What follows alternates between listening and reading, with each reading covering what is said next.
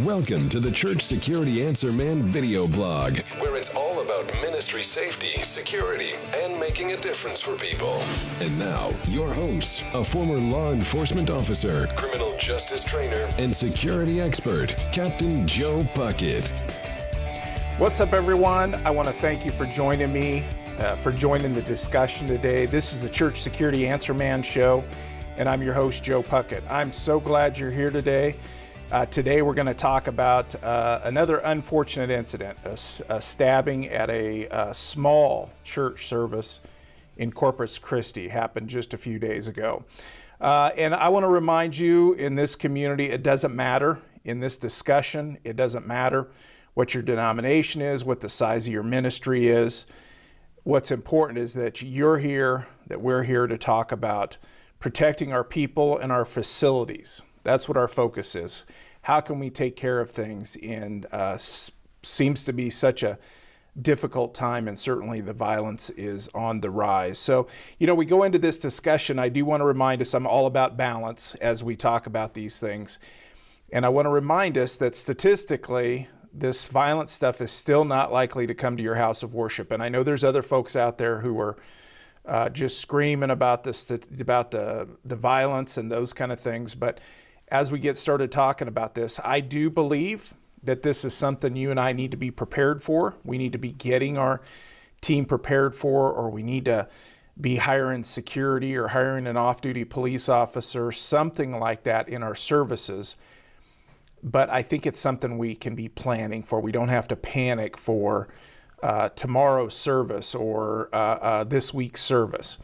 Realistically, this stuff is not likely to come to you.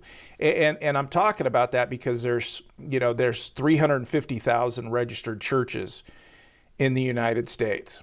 And so with those kind of numbers, it's not likely to get to you. But you and I, realistically, we never know where it's going to happen. And violence is on the rise, so we have to be thinking about that topic. But we don't need to necessarily go into panic mode. And I know every time we have one of these violent incidents, people go into panic mode because my email lights up, my Facebook, all of that kind of stuff at the Church Security Answer Man.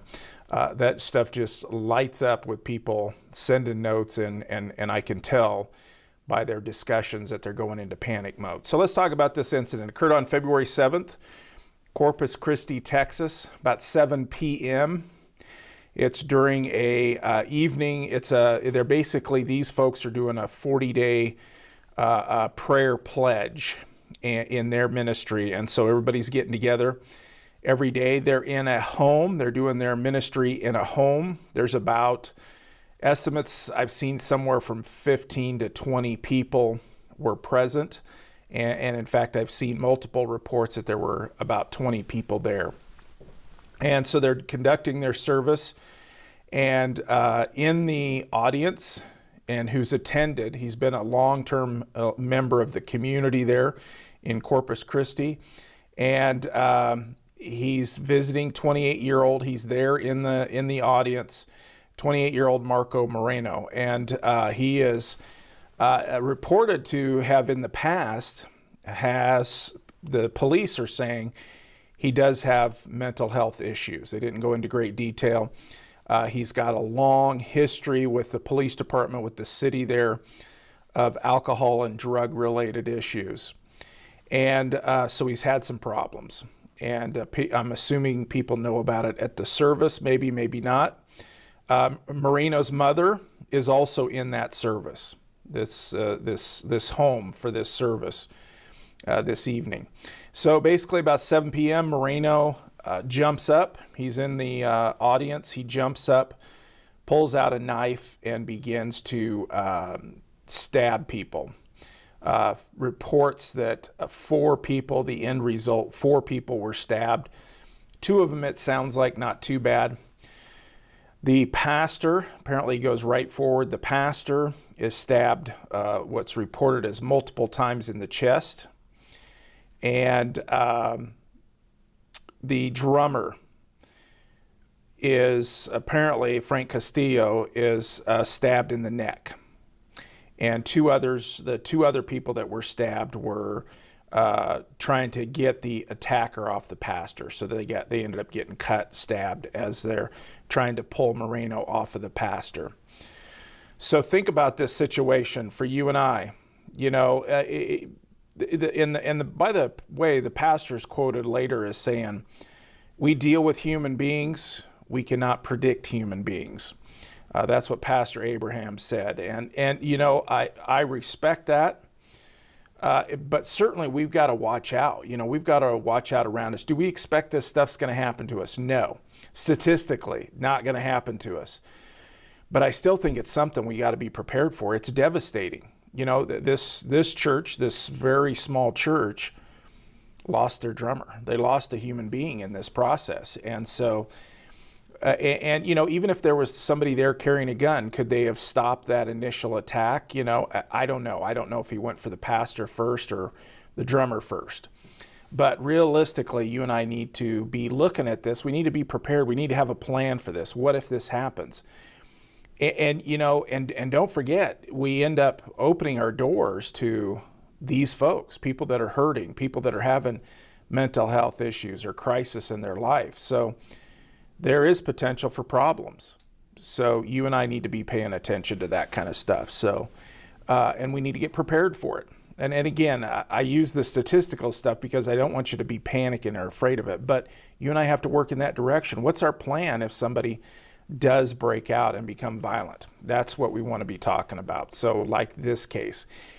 And there's arguments, hey, our church is too small. And I continue to send that message out to you that, you know, there is no too small for this stuff. We've got several examples of churches who have had violence come to their facilities that were very small. Selma, Alabama, Sutherland Springs, Texas, you know, one of our biggest mass shootings at a church, and they're in a small community, 50 people in attendance, which probably, from my studies, matches a lot of our churches.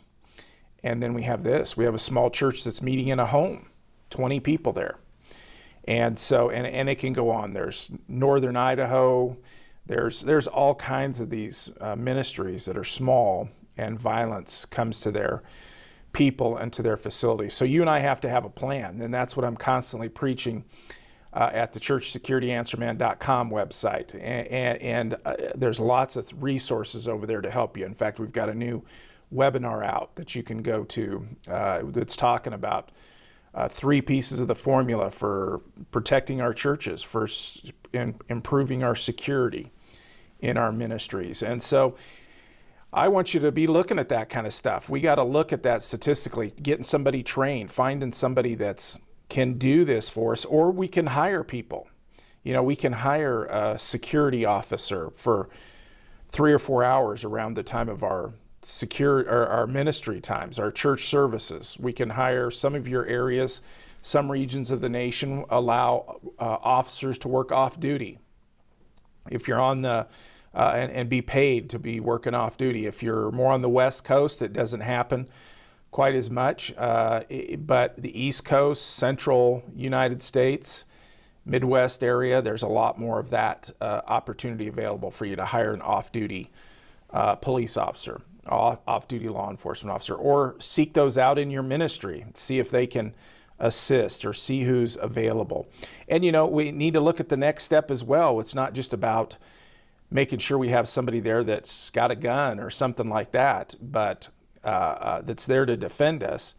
But, you know, realistically, we have to also look at, are they practicing? How good are they with those firearms? That kind of stuff that I'm constantly talking about. So this situation, it seems like, you know, small town, small ministry, yet we've still got those kind of things that are happening even in those small places. So we got to get prepared for it.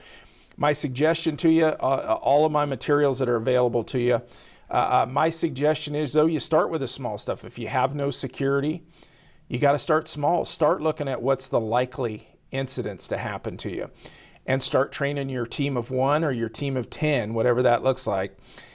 Start training them and talking to them about what is probably or what's possibly going to happen. And those are people coming in and interrupting your services that just want to yell and give their own message during your service, people that come to church that are in disagreement, domestic violence, child custody issues that come to church. Parents are trying to pick up the children when maybe they don't have the right to pick them up. And so those are likely issues. Don't forget medical emergencies. Those are the more likely. If you look at statistics, those are the things that over a few year period, you are going to have one or two of those kind of situations arise. And so my philosophy is, even for the small ministries, if you think nothing's going to happen, start preparing at least a team. We don't have to jump right to finding somebody with a gun. I'm not necessarily in favor of that. We can start with the little stuff, and all we have to do is talk to our people about the little stuff. Form the team of 1, team of 10, and start having 5-minute little discussions before one service a month. Have them show up 5 minutes early, 10 minutes early, and have a quick discussion. What do you want them to do as a leader if somebody walks in and begins to interrupt the service, standing in the middle of the auditorium screaming or yelling out a message? What do you want them to do? And then next month, pick the next topic. What if we had someone come to us and say that their significant other was in the crowd, was in the auditorium, and they have a restraining order or no contact order against them, and they're not supposed to be there? What do you want your people to do in that situation? And go to the next topic the next month. What does that do for us? That gets us practicing. That gets us working together as a team, working out the bugs, understanding people, gaining confidence with their abilities, just even with those team discussions. Those are great things for us to do. And it builds confidence. Then later, we can start picking out, or maybe somebody else shows up as part of the team that we can feel confident about talking to them about carrying their gun officially in the service, and talking to them about making sure they're practicing every few months so that they're accurate and they're familiar with that gun. So we can work up in this security concept, this security strategy. And so we don't have to just go to the big stuff because we're afraid, we're in fear of that kind of thing. So start with the little things, have just little simple little discussions. We might call them training meetings. And have those simple discussions with your team. Pick the team, have those discussions, and go from there, work up from there. And Entertaining, educational, content that improves your ministry. The Church Security Answer Man.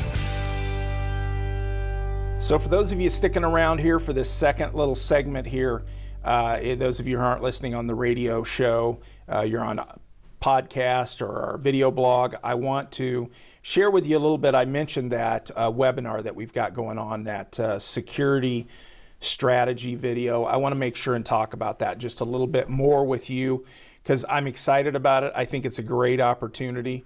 And so I want to encourage you to go over there. It's free material. It gets to a point where it recommends other paid training, but there's a lot of free good stuff before it gets to that point. And I want to encourage you to come over there because I think it's very relevant material for you. And so, and again, I'm excited about it. So what do we talk about in that session, that strategy session? You know, and we titled it The Formula for Leading a Successful Church Security Program. And we talk about 3 formulas in there. The first formula that we talk about is energizing your security program and your security team. So we have some discussion there with you on how to get the team going or how to rejuvenate, energize that team. That's one of the things that we talk about. The second one is we talk about limiting your liabilities, whether you're just a lead, what we might call a lead, or you're one of the usher team leaders or security team leaders, or maybe a different ministry. We're talking about how we limit our liability in those areas, or you're the ministry leader. And so we have a quick discussion there on 4 steps that we can help minimize our liability there and make ourselves feel better, more confident. This area is pretty foreign to us when it comes to security for many of us. It's a foreign topic and kind of makes us nervous. And so we've got these opportunities that I certainly want to make sure and share with you.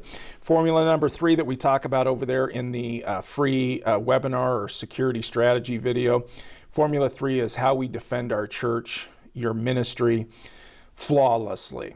And we talk about some steps over there, some help you get focused. For those of you that are not sure what to do, you can't meet all of the things, the issues, the concerns when it comes to security, you're not sure what to do, we want to help you focus. And what I look at is covering things flawlessly to where you're doing your best and doing the best things that you can based on statistics and those kind of things. So I'm sharing that with you, the second half of this little podcast or video blog, that information is over there, and I recommend that you come over, check out the webinar, come over to the website, churchsecurityanswerman.com, and you'll see the little box there on the right corner where you can start to engage that process and get in there and get a handout and get in there and listen to that video webinar and get some of those tips and information to help you get going. And don't forget, there's all kinds of information there. It's there 24/7 for you. So I want to thank you for joining us this week, and I hope you have a safe and secure week.